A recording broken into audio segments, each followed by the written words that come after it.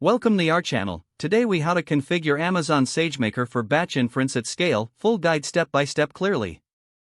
Begin by logging into your AWS Management Console. Navigate to the Amazon SageMaker service. In the SageMaker dashboard, find and click on Endpoints. Select Create Endpoint. Choose the model you want to use for batch inference.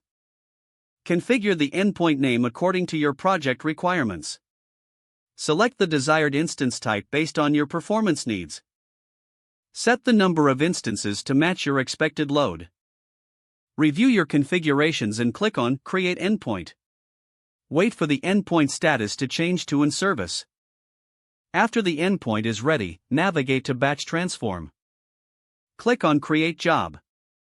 In the job configuration, provide a name for your batch transform job.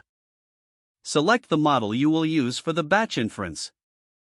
Specify the input data location in Amazon S3. Set up the output location in S3 where results will be stored. Choose the instance type for your batch job based on data size and processing requirements. Define the maximum number of concurrent transforms. Configure additional settings such as data compression if needed.